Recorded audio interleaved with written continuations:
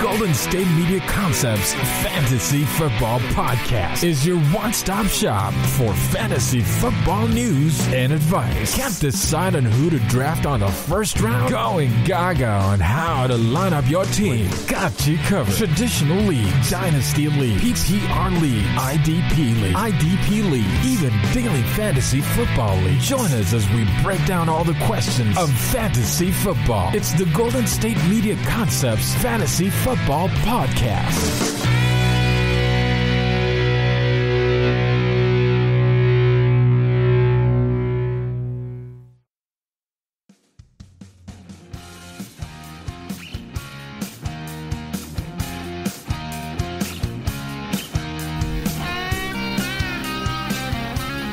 Hello and welcome to the GSMC Fantasy Football Podcast on the GSMC Podcast Network. I am your host, like you hear every Friday. It's your boy. It's your main man. It's your guy from down the road. It's your homie from around the globe. That was kind of fly. I like that one. I might keep that one. But it's your boy Ethan. Friday, Fantasy Friday. We're about to get it in. Lots to talk about, lots to say, lots of tears. Saints loss was not a good loss by any stretch of the means. We shouldn't be, the Raiders, they played a good game. I'll give them credit. They came in and we came into their house and they told us to get out. Offensively, they looked really strong, and we had no answer for Darren Waller whatsoever. And there's a lot of question marks about Drew Brees' accuracy. Is it just timing with receivers, or is it more so the arm is going? It might be a little bit of both. Who knows? But what I will say is that Alvin Kamara looks as advertised. He looks like if this was year 3 instead of last year, right, he would be looking like an unprecedented case in the league, and he looks to be on that pace once again to start doing just crazy production numbers. He looks great. He looks like the best player on the Saints roster, offense or defense, by far through the first 2 weeks. It's great, but we'll talk about that more later on. What I wanted to talk about to start the podcast this week is we making some trades. So, last week I made a trade kind of almost mid-podcast for Mark Andrews, and he is no longer on my squad this week for reasons not really because of Mark Andrews. I was approached with a trade that I really could not refuse at any point in time at all. Like, this was... So let me paint you the story here, and I guess you all can be the judge of my judgment on this trade. So the first trade sent to me was a dud. It was purposely sent to me as a dud because people lowball all the time, and if I respect you, I'll understand it's a lowball. I won't take it against you, and we'll try to talk, especially if I'm interested in a trade with that young man or young person, whoever the case may be. So, man in my league, he was trying to get Mark Andrews and James Conner from my squad. And his first trade he sent me was Devontae Adams and Gronk. I think it was a 2 for 2. And immediately I saw it, I was like, I don't mind the thought of having another wide receiver, especially of the caliber of Devontae Adams, but he is kind of questionable. And then I saw, that might put me down bad running back wise with James Conner, because James Conner looked like he was back to form last week, and he might be back to form again this week, depending on the matchup. And Mark Andrews is probably, outside of Kamara, my best player, although he didn't have a great week last week. I don't expect that to be the case, and I really do think Mark Andrews might end up being tight end number 1 after it's all said and done at the end of the season. But I still wanted to entertain what he had in mind, because I felt like that was a low ball. I mean, Gronk is cooked at this point in time. Gronk is cooked. He's not quality right now, and I have no reason to think that he should be on anybody's roster currently, unless you're in like a super deep league, and even then you still may not be worth it. So I asked that dude to trade. I said, okay, I see this trade. I think you lowballed me. I respect you as a man, and I know this isn't your best. This is not your best offer. So how about we, we can work though. We can make something happen. Just send me the real offer, essentially. So I said, send me the real offer, and he screenshotted me the offer that he wanted to send, and he said, okay. So he sent me James Conner, Mark Andrews is what he would acquire, and I would get DeAndre Hopkins, Rob Gronkowski, and Emmanuel Sanders. And I looked at it, and I'm on an iPhone, so you can put the impressions on. So I just hearted it, and I said, yeah. As soon as I saw DeAndre Hopkins on the list, I said, oh, okay. The guy who is on like an unprecedented run as far as wide receivers being on new teams and targets and catches, and he's looking like he's going to break some records. I'll take DeAndre Hopkins any day of the week. And, I let go of James Conner and Mark Andrews. Of course, Rob Gronkowski was immediately dropped off of my team. I didn't need him. I ended up picking up another tight end in his place. We'll look real quickly. Now here is my team structure right now. So this is very important. We're still in the looks to find another tight end or like another running back, but it still needs time to work them things out. So I have Dak Prescott at quarterback. That won't change. Alvin Kamara is my RB1. That won't change. I have Mr. Henderson, Darrell Henderson Jr. I picked him up off waivers this week, so I'm happy I got him, because if I didn't, this would look way worse than what it seems. So I have Darrell Henderson Jr. as my running back 2. Now, obviously, you probably don't want him as your RB2, but it might work out that way. Very promising start. Kenny Golladay, who is going to play this week. Don't know how well that's going to go, but he is my wide receiver 1. I probably should rearrange it just for sake of names, but he's my wide receiver 1, and now DeAndre Hopkins is my wide receiver 2.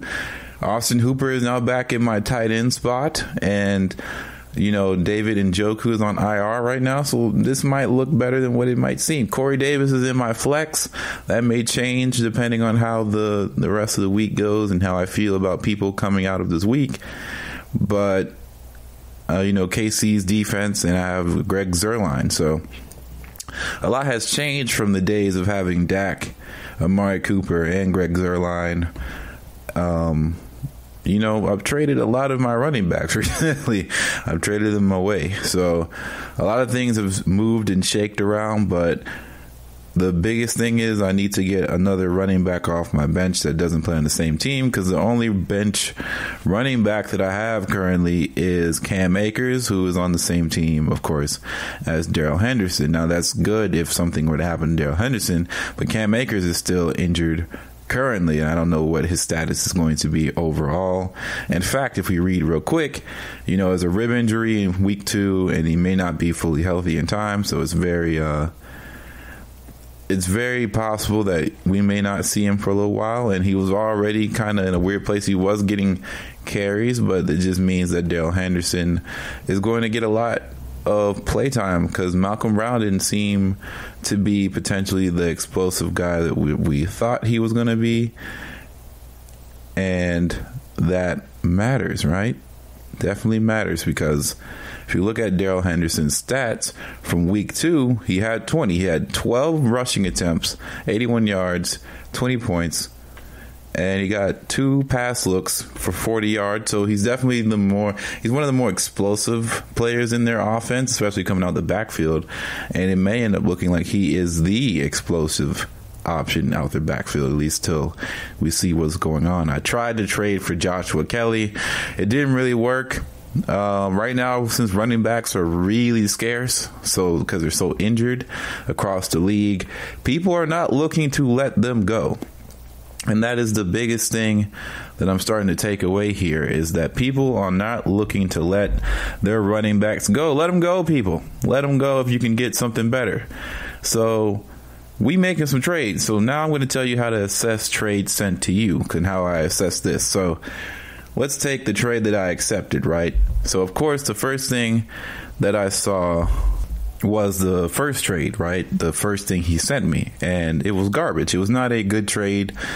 All in all, I felt like I was losing too much and not gaining enough potential value, especially with the idea that I would have to take in Gronk, and I knew I would immediately have to let him go because he has no place on my roster anyway. So with that in mind, I already knew from the get-go that this was kind of a throw in the dart to see how I was moving as a fantasy football manager, and thus he was testing me to see exactly how it was. Keep in mind, people, even if you're a rookie, even if you're not too familiar how people play fantasy, people are going to throw trades out that they're comfortable getting away with, that is not going to, no one's trying to lose, leverage in trades. That's the number one thing. Unless you are trying to trade for an injured player in order for, that might be something that people are doing now. Some people might be saying, hey, you only get 13 weeks worth of fantasy football. And if you're in a competitive league, say it's only 6 spots out of 14, you got to make a play. You can't afford to have weeks off where you're taking losses because you don't have Christian McCaffrey anymore. Maybe you're saying, you know what, I got to play while it's hot, get off Christian McCaffrey, get some supplemental points back. And, you just got to be okay with that. Now, it sucks that you didn't get to keep Christian McCaffrey when you draft him in your first position. But, it could be worse. You could be Saquon, where he's not coming back and you can't get any value for him. You had to drop Saquon Barkley. So it's that food for thought. But regardless, people are going to try and come and undercut you, or even worse, they're going to come at you lowballing first and foremost, and probably any trade you do, because they want to see just how much you value certain players and how you value what things happen on the field and situations. So for me, I know Davante Adams is the best thing since sliced bread for Aaron Rodgers, and they have a good chemistry. They're going to score points. They are going to get good fantasy points together, no matter what scenario it's in. And we saw during the Brent Hundley era of the Green Bay Packers when Aaron Rodgers was hurt, that Davante Adams still ate all the same. So we know it doesn't really matter what quarterback you put in the system. It's meant to feed Davante Adams all the same. And I knew this, but I also knew that, Mark Andrews is Lamar's favorite target by far. And even though he's on a running-based team, heavily running-based team, should I say. And I know that James Conner is going to be involved in that Pittsburgh offense, even if Big Ben is throwing the ball around this time around. So I felt like I was going to be giving too much unless I get something of higher upside value in return. So I didn't even send the counter offer. He sent it to me, which I guess I should be thankful for, because I feel like if I would have reached for D-Hop, I might have gotten rejected. But he put in D-Hop instead. And I felt, you know what? There is a lot of weapons on the Cardinals. But it's very clear through the first 2 weeks of the season that DeAndre Hopkins and Kyler Murray are going to have this special connection for as long as they're going to be there. And at least for this season, it looks to be electric. And I want to have a part of that. I want to be a part of that electricity. I want to have a part of that fantasy boom connection. Because, sometimes you can tell that some guys have it. Like they have it this year. I think that DeAndre Hopkins has that look to him this year. Something to prove, Tell the Texans that you made a mistake, but I'm pretty sure they kind of already feel that way. Well, I don't know. I don't think the Texans feel that way. I think Texan fans may feel that way. But, DeAndre Hopkins was tweeting, grateful. And he's looking grateful on the field. And now I will be a part of that gratefulness. I'll be grateful to see DeAndre Hopkins do what he needs to do. I think many other players are having those similar type of seasons where it looks like, whoa, in the first 2 weeks, you might be living up to potential, especially someone's potential as in DeAndre Hopkins, who was kind of undervalued coming into the season. So Now, DeAndre Hopkins is like wide receiver, at least around wide receiver 1 or 2. I don't think he's 3. I think he's 1 or 2 at this point. He's just been having big game after big game, and I expect more big games to come, especially against opponent next week that is not going to be anywhere near good. So if we pull up the schedule real quick before we go to break, I'm pretty sure that the Cardinals have a kind of a cupcake game.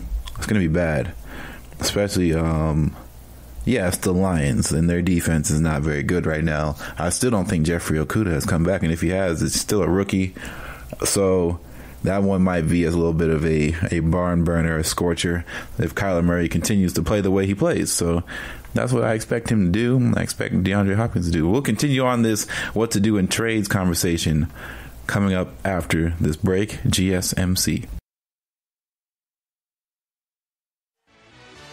Are you looking for the very best NFL and college football podcast? Then check out the GSMC Football Podcast. Get the latest football news both on and off the field. From the NFL Draft to trades to the rumor mill to the NFL Combines. They got you covered. That's GSMCpodcast.com/football-podcast. Get updates on college rivalries, game day insights, and much, much more. It's football talk the way you want it. This show eats, sleeps, and breathes football. Don't forget to like them on Facebook and follow them on Twitter. Visit GSMCpodcast.com for more info.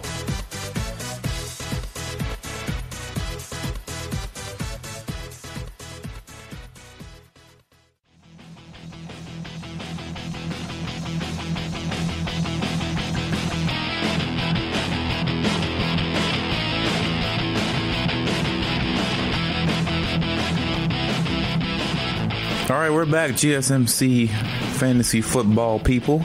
And before we went to break, we were talking about what kind of trades do I try to make, look to make, what do I see in trades. We're going through all of that right now.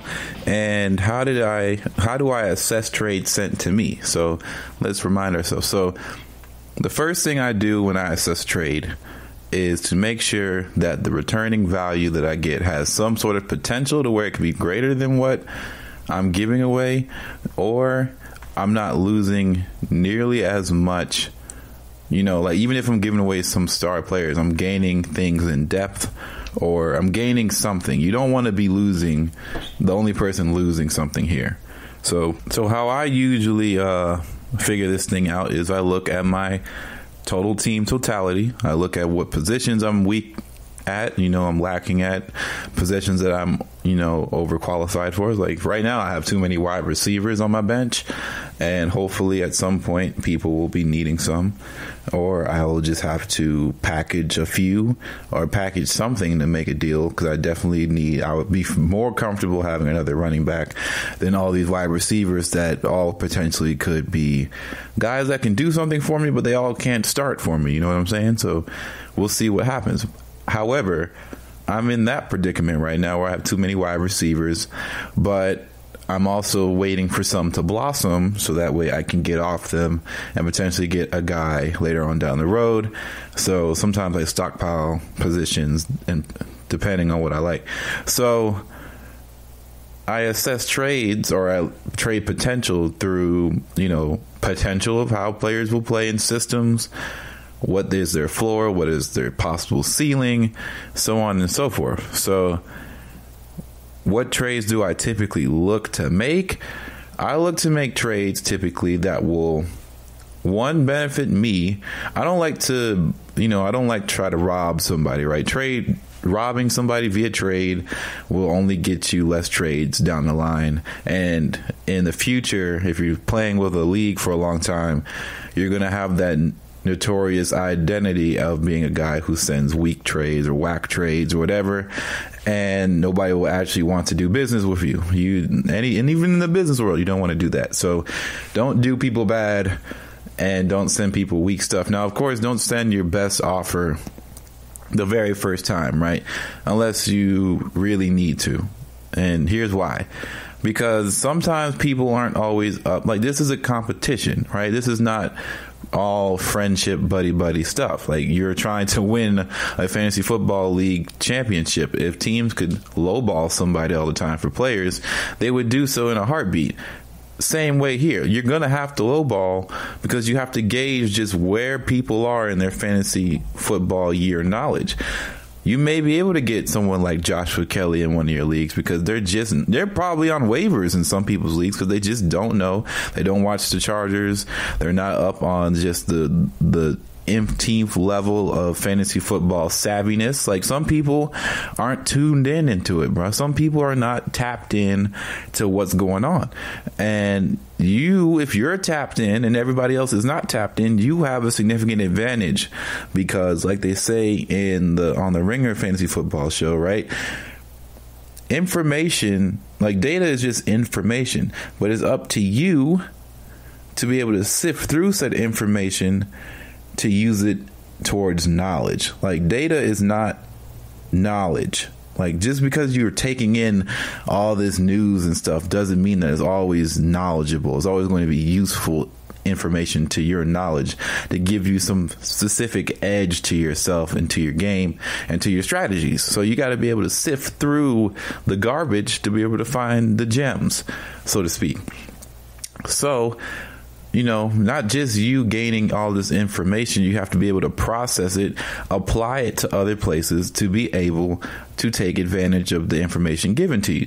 So, for example, right, if you know that Michael Thomas is going to be out for a significant amount of time, it may have behooved you to look into potentially taking someone like a Traquan Smith in his third year, who I talked about extensively over the offseason, that he might be able to take a jump because when he's on the field, he looks like him and Drew Brees have some sort of chemistry. He's been there for a while.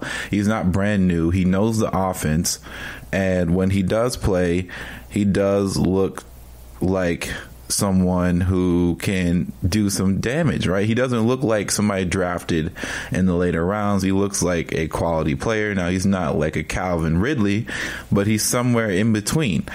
And if there was any time to take a flyer out on him to see what he's able to do, it would be at this time where Michael Thomas is out. And last week, I'm pretty sure he was sitting around like 14 points if you play full PPR or something like that. He had a solid outing. He got a few catches. He got a couple yards. Like, he got, I think, maybe 60, 50 something yards receiving. He did his thing for Traquan Smith. But, of course, you would only know to pick him up if you knew that Michael Thomas was out, which most people would know. And if you're somebody who owns Michael Thomas, it really would have mattered to go get him. Because 9 times out of 10, somebody probably drafted Emmanuel Sanders, who is struggling right now with the Saints offense because, the Saints offense is very complex. It's hard to pick up in your first year, especially if you come from other offenses. It's a little bit different. There's so many personnel packages and things like that. It takes a while to get acquainted in the system, especially in an offseason as unprecedented as this one has been. It's going to take a little bit more time for people to adjust to things. So, which is why I didn't want to get too many rookies on my team. 2, I wanted to get guys who were in systems already that look like they were going to be set to thrive rather than set to be, in setbacks. So that's why. Unless you drafted someone like Austin Hooper, who is new. So that kind of hurts. But also, Cleveland's offense is not very complex, in my opinion. Like, it's not something that I feel is very, decision heavy base. Like, we're trying to keep Baker Mayfield's decision making to a minimum here. So that way he doesn't throw the ball around and to the other team. So, of course, I traded for DeAndre Hopkins, but that's only because after watching the 2 games, it looks like he is ready to go. I drafted Alvin Kamara because he's in a system that makes sense for him, and I expected that he would bounce back in a big way. Dak Prescott, all the rage in this offseason, I picked him up. He's playing with guys he's been playing with basically his whole career, and him and Amari Cooper have good chemistry and all that. Corey Davis has been in his system for a while, even though I dropped him later on. so on and so forth. Things to look at, like you do any other time in fantasy. When making trades, look at what you need, look at the information happening, because sometimes people are trying to trade off people because they know certain things about that specific player. Either someone else is kind of taking their snap counts, or maybe even an injury that's kind of lingering, like a hamstring or something, and they're trying to get off it just to get somebody who they know has a consistent floor week in and week out. These sort of things matter. So trades I typically look to make are trades that are, non-health risk. So anything that doesn't have to involve someone's potential health being an issue, I'm okay. I'll green light those. And typically the trades I look for are roster position specific. So like in the draft, you don't want to always draft for position all the time, unless it's like first round and you have opportunity to get one of the top 5 running backs. Typically you would want to take one, unless you go in with a specific strategy, and even then you're going to take a skill position at that first spot. But typically a lot of people take running backs in the first round because they go out so fast, and the drop off can be a little bit drastic comparative to someone from like a top 10, top 15 running back, and then you get to the top 20 through rest. The drop off is not as severe as far as scoring potential. So you're going to try and draft best available most times. Kind of like the real draft. You want to draft best available at the time. And, you also don't want to have too many of the same position, but 9 times out of 10, that won't happen anyway. So when I'm going through trades, I'm trying to fine tune a team together, and woven different things that I gained from trades in other places and stuff like that, because you can't be afraid to trade.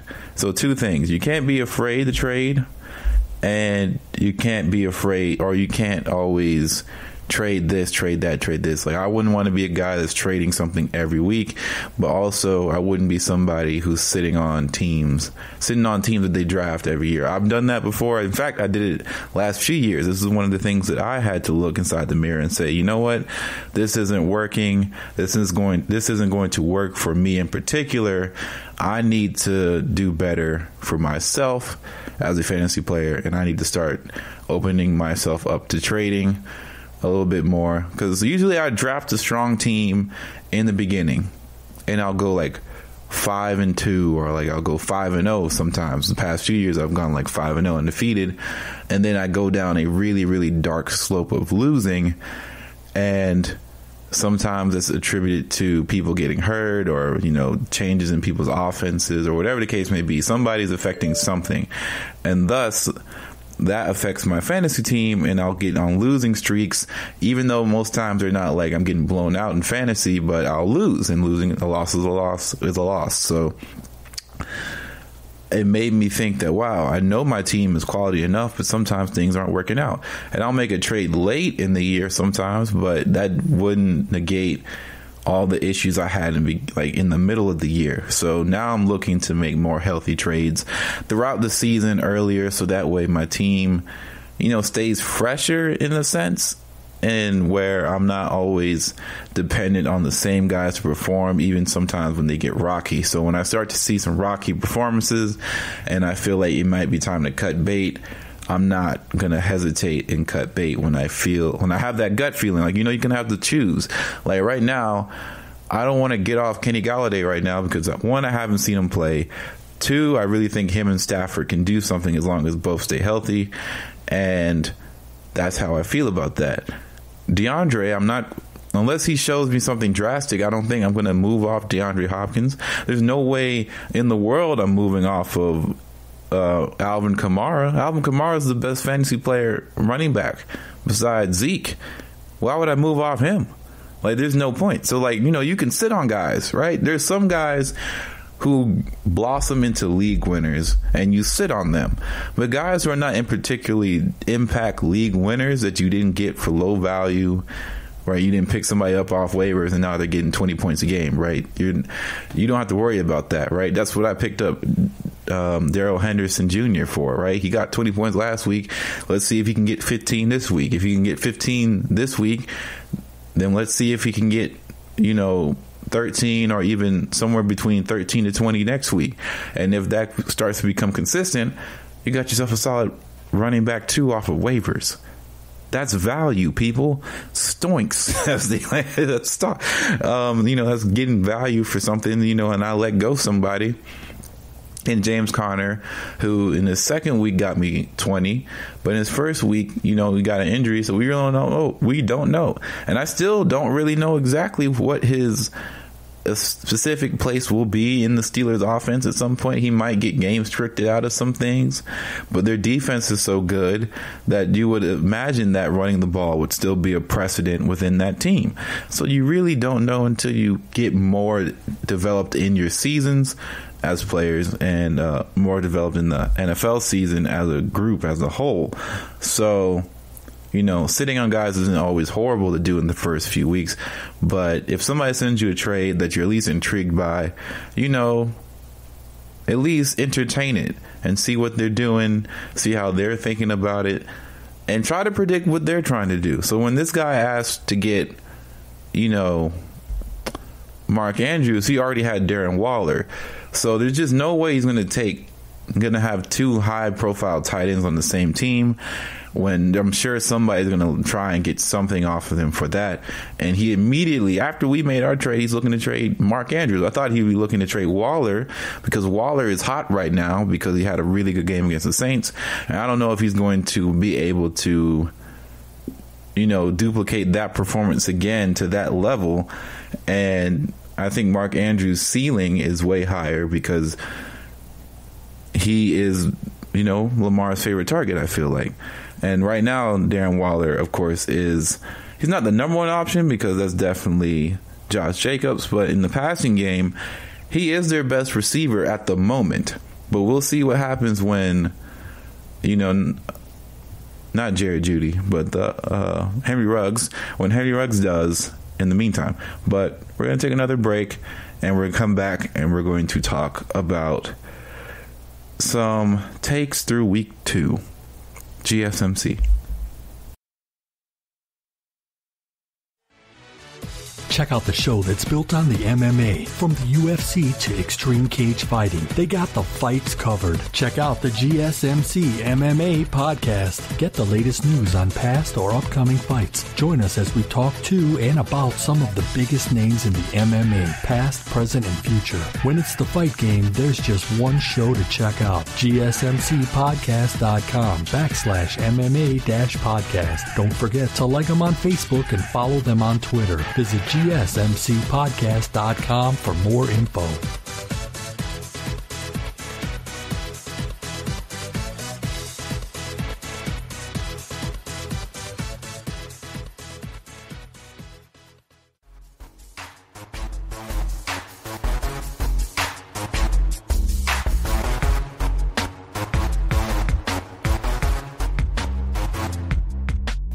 All right, GSMC fantasy football people, we're back, and now we're going to talk about some takes through 2. So takes through 2 weeks. What am I seeing out there on the football field? What am I seeing out there in the fantasy football world?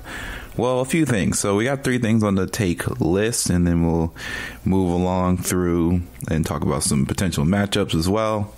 So first thing, I guess I got to get it out, get it off my chest. We're going to talk about the Saints. I think the Saints will be fine.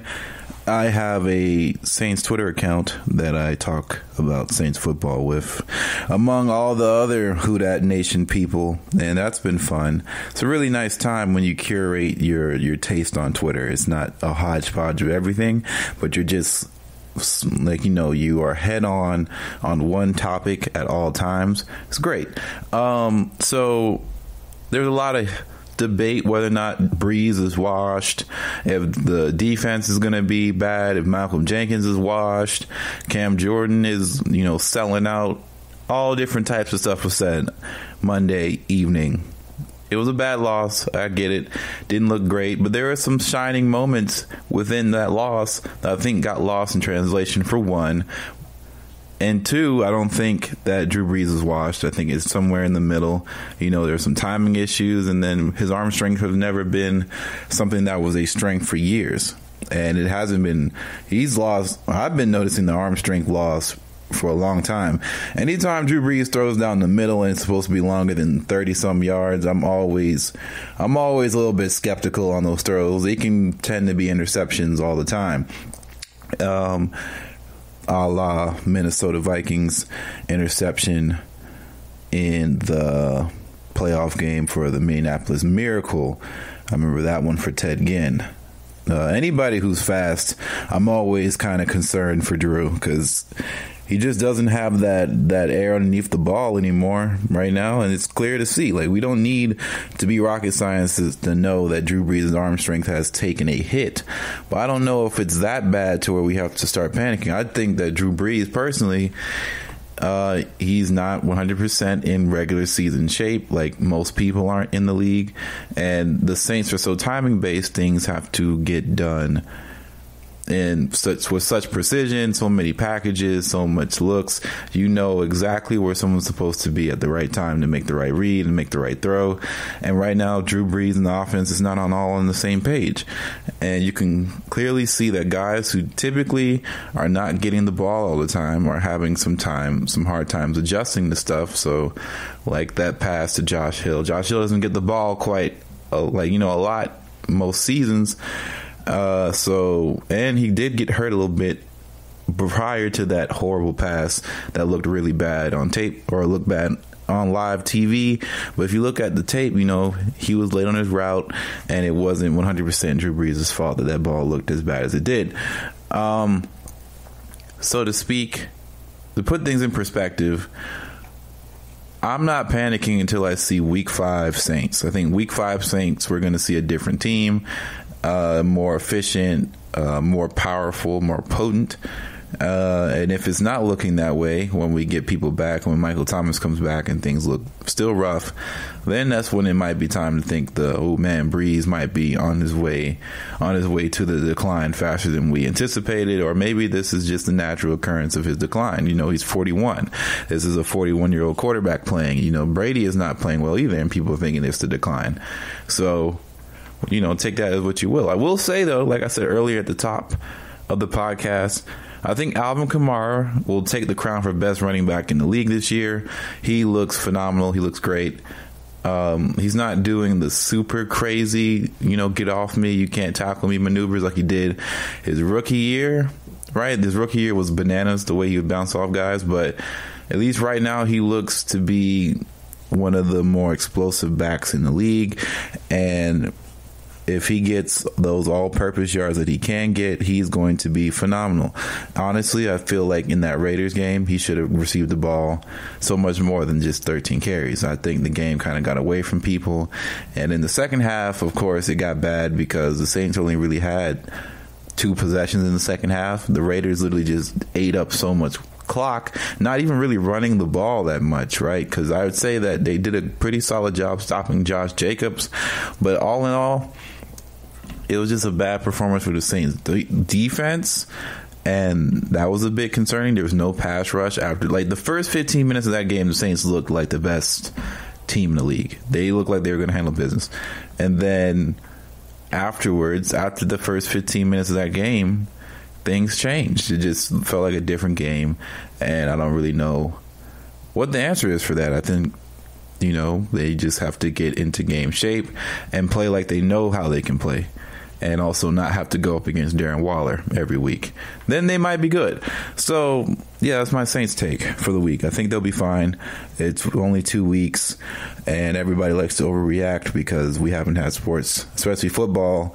We felt like we haven't had football in so long, and we were so worried that we wouldn't have it at all, and we were worried it'd be weird. And since now football doesn't seem too weird, I mean, the whole without fan stuff is a bit hard to try and get used to. I don't think we ever will right now, but it's football. The game looks like how it's supposed to be played right now, and overreactions are coming left and right. let's just all simmer down, come back to the ground a bit, and wait till next week, and then we'll wait till next week again. We'll see what happens. If the Saints beat the Packers, I'm sure there's going to be overreactions on the opposite side too. So, let's all just simmer down. The second take is that we will see a coach change by week 6. Now, I was feeling week 4 might be the one, but it's too early to say it in week 4, primarily because the first 4 weeks of this season are looking like preseason. And I know this isn't some new take. I think that it is said, it's been said in national media, it's been said locally. A lot of people are treating this as, preseason work because, you haven't been able to get a lot of good looks. The tackling is not very great right now.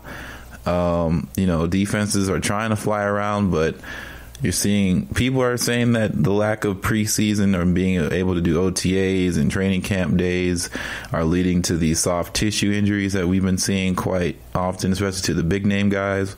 And like these hamstrings and these ACLs and stuff is looking bad. But I would hope to believe that by week 4 and stuff, we'll start to see what the real deal of what some of these teams are going to be looking like and what some of these offenses are going to look like, because a lot of guys look slow. Like Kansas City does not look like Kansas City of last year right now. They're starting off slow.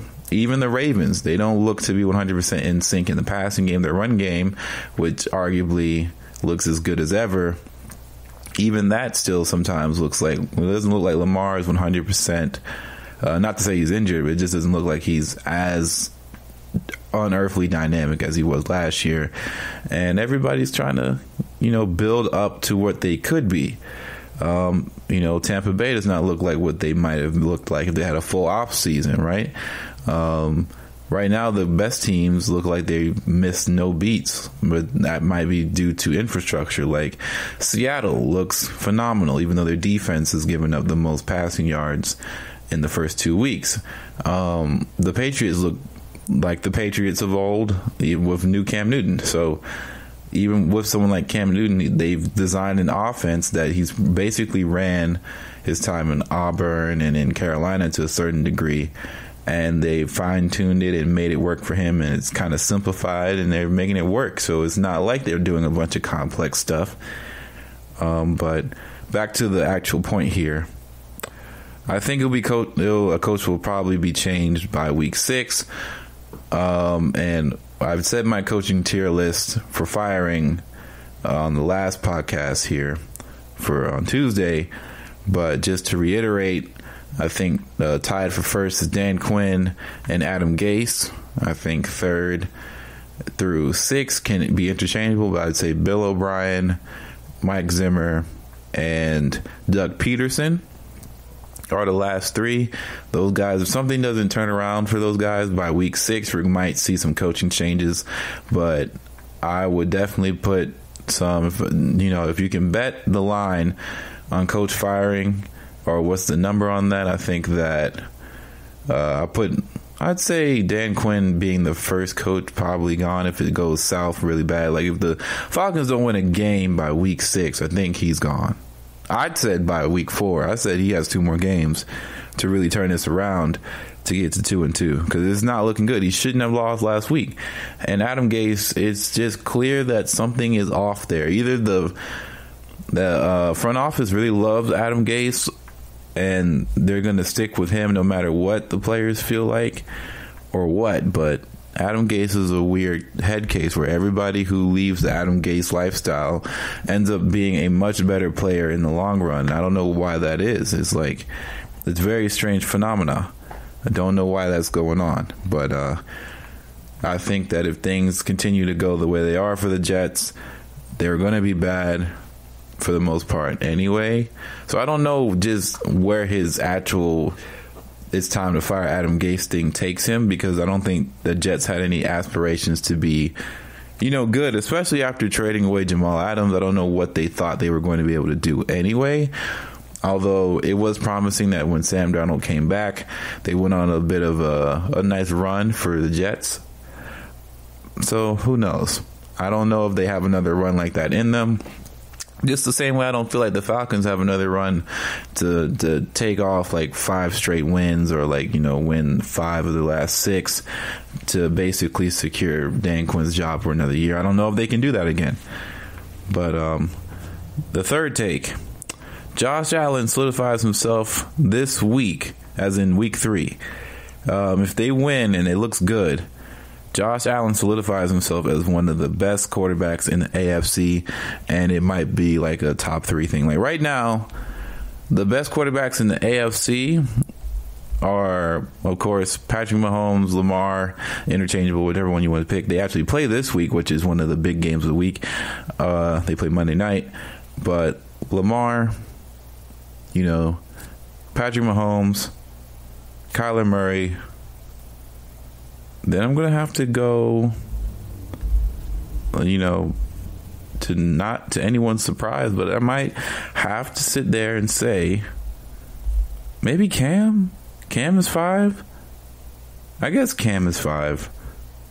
You can put Cam 5 and then 6. Here we go.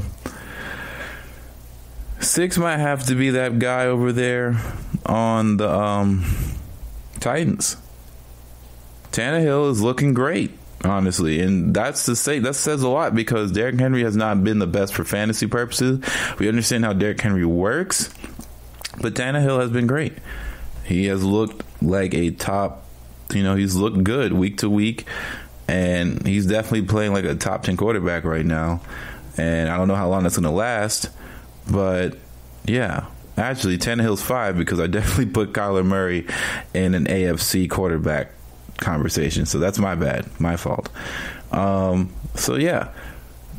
If the Bills can win against the Rams, who I think looks really good offensively, and if the Bills can keep up, and I know the Bills defense can do some things with them, I got to say, if Josh Allen goes over there, wins at home, and handles business against the Rams, we're going to have to start that conversation of where are we placing Josh Allen, at least in the regular season, as one of the best quarterbacks in the AFC. I think that conversation starts sooner rather than later, and I think it starts week 3, even though we don't want to do the whole overreaction thing.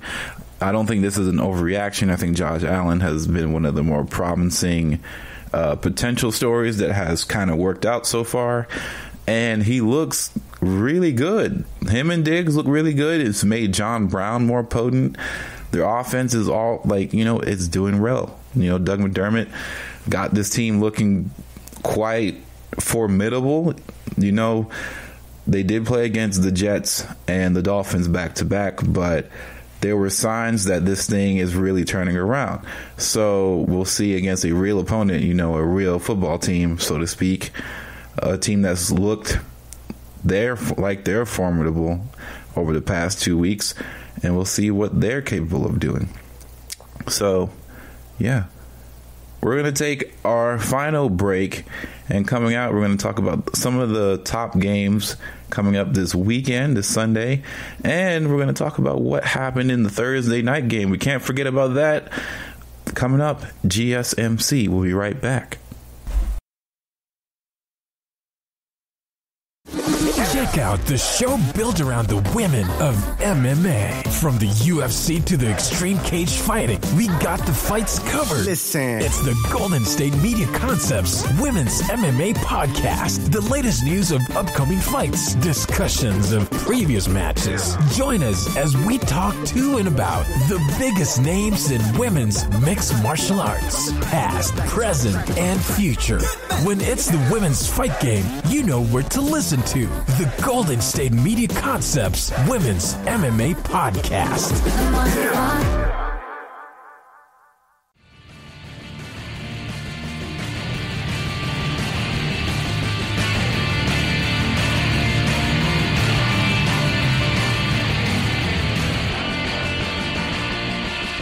All right, welcome back, GSMC Fantasy Football Podcast, where last time we were discussing more things about takes and also trades and how we handle them. Now, I'm going to finish out the podcast about what I think is going to be good games and games to look up. So, Matchup Mania for the last segment of the podcast real quick. The first one on my list is Titans versus the Vikings. So here we go. All right. Titans versus the Vikings. This will be an interesting game to see if the Vikings are going to go 0-3, and thus the shenanigans will begin on seeing what Mike Zimmerman is going to need to do. Are they going to hit the panic button? 0-3 is not a good start. If they go 0-3, and also the Titans, this could really solidify themselves for a good run. You know, the Titans have played really well so far. Tannehill has looked really good so far. Derrick Henry hasn't really hit his stride yet, but we know how it works for him. He gets better as the season goes along. And it'll be interesting to see if Corey Davis can have another touchdown in three touchdowns in 3 weeks for Corey Davis is something we've never seen from him before. So I'd be quite interested to see what he's able to do. I'd like to see if Dalvin Cook can get going again, and if, you know, Adam Thielen can find the end zone maybe or something. Like, it all really depends. It all boils down to this. If Kirk Cousins can, you know, be able to perform and this Vikings defense can turn it around, it'll be a whole different story. But right now the Vikings are not looking great. It actually looks really bad. And with injuries across the board, I don't really know what to say about them besides that, you know, I'm interested to see just how bad it can get. It's not really one of those like, oh, I want to see both teams succeed, or not to say I don't want both teams to succeed or whatever the case may be. I don't really have a dog in the fight, but more so it's just hard to see the Vikings being successful out of this one. And I want to see if this is Derrick Henry's breakout game for the start of the season, which would be great for everybody who drafted him around the 8th overall pick.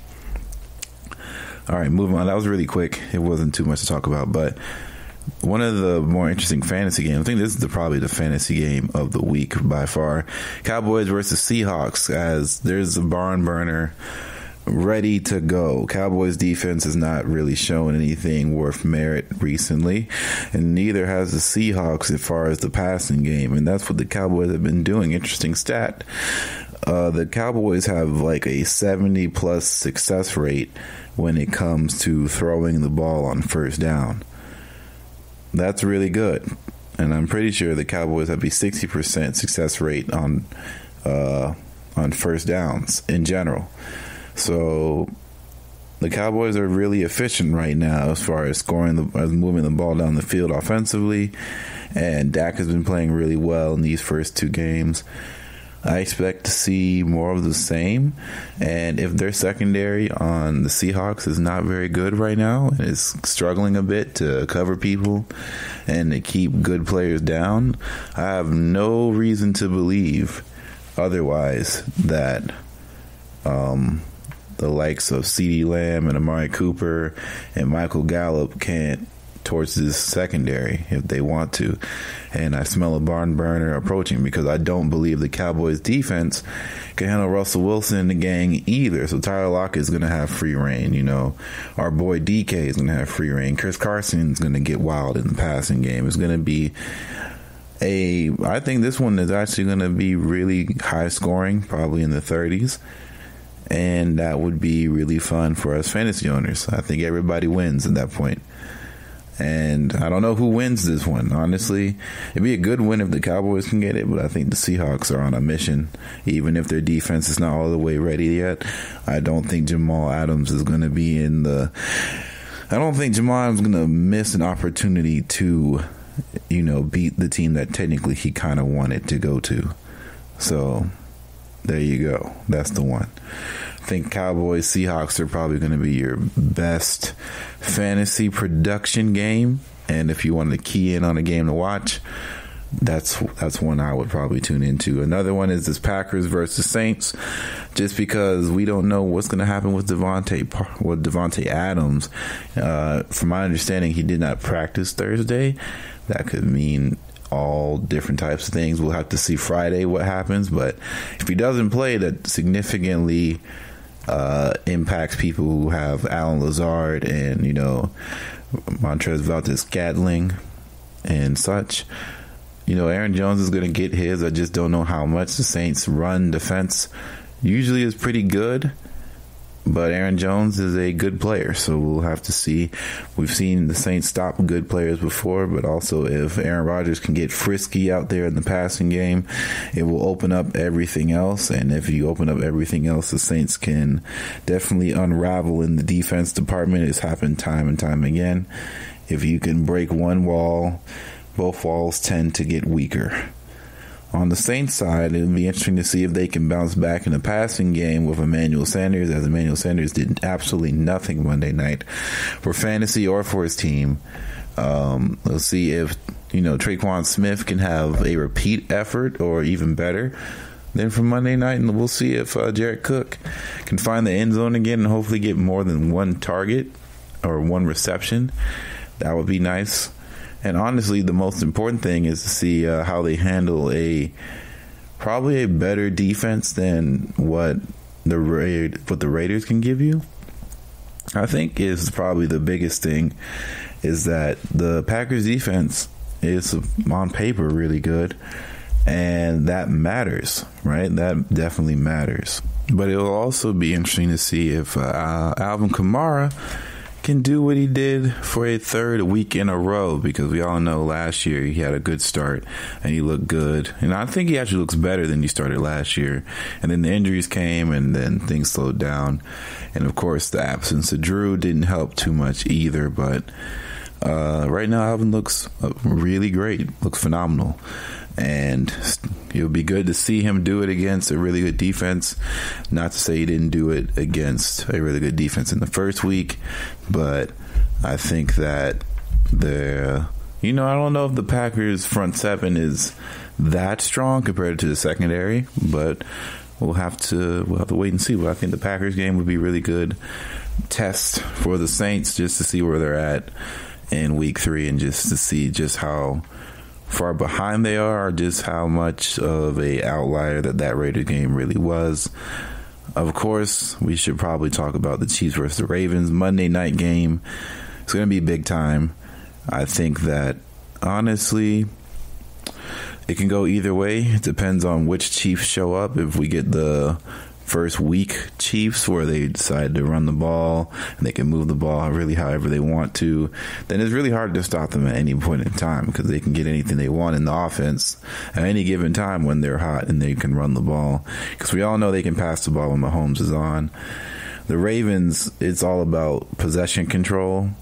Their defense is really good, so if Lamar and the gang can just run down their throats all game, which that's going to be their game plan, it's going to be a long night for the Chiefs. So I don't know. I'd hope for other people's sake, I don't have them anymore, but for Mark Andrews owners, I hope Mark Andrews finds the end zone, or at least a good pass catching day, as you don't want 2 weeks of 3.9 points Mark Andrews. That wouldn't be fun.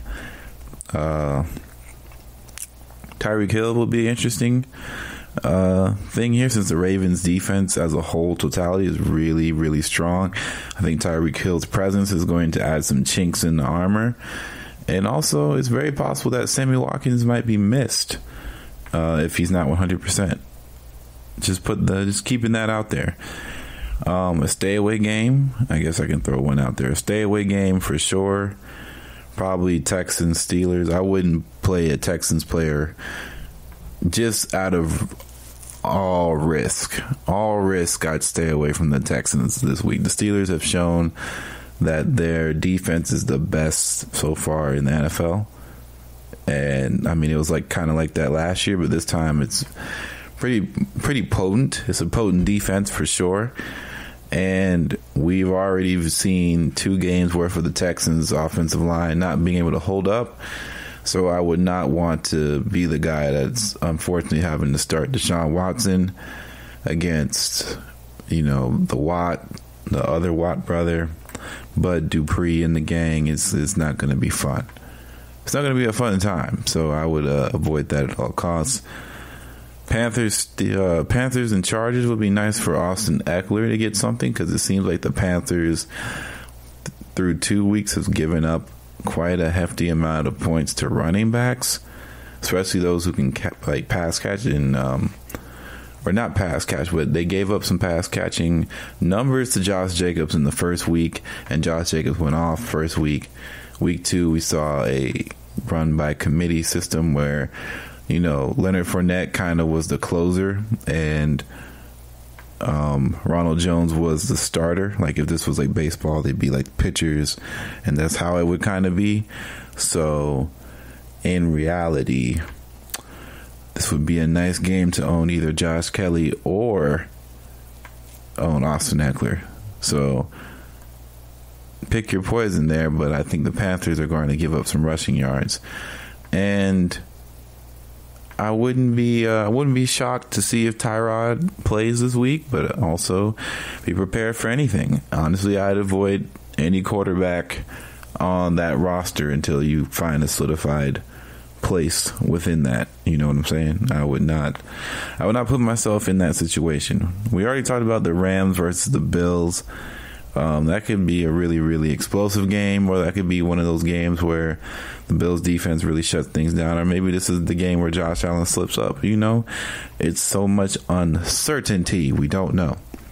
But I would say this is a game where you don't want to overthink stuff. Start your studs. So start your studs, and also start Darrell Henderson Jr. because it's a risky play. If you have better running backs, definitely start them over him. But if you don't, it'll be a little tough. But I think the Rams' whole game plan revolves around running the ball, and if they don't do that well, they won't be successful anyway. So I think starting him would be smart, because he's going to be a big part of their offense, I believe. So don't be afraid. Roll the dice. It's early in the season. See what you got out of them, and hopefully you don't get burned, because if you get burned, that means technically I get burned, because I definitely have them starting this week at my running back 2 spot. It's going to be tough. We'll see what happens.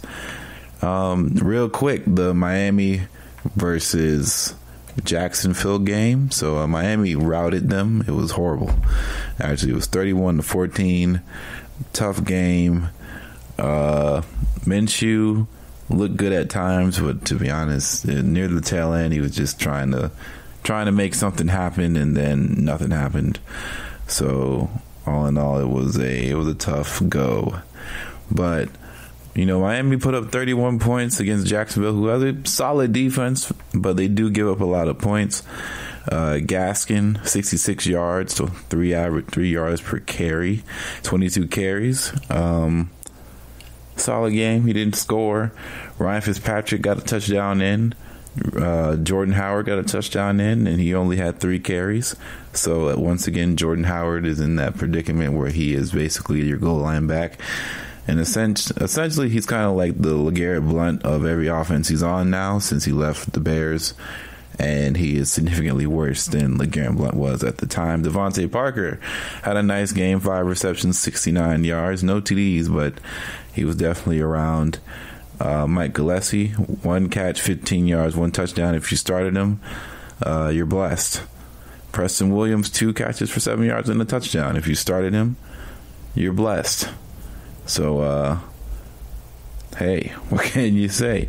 Jaguars side of the game. So rushing, James Robinson had 2 touchdowns, 11 carries, 46 yards. Gardner Minshew ran the ball a little bit, 3 carries, 22 yards.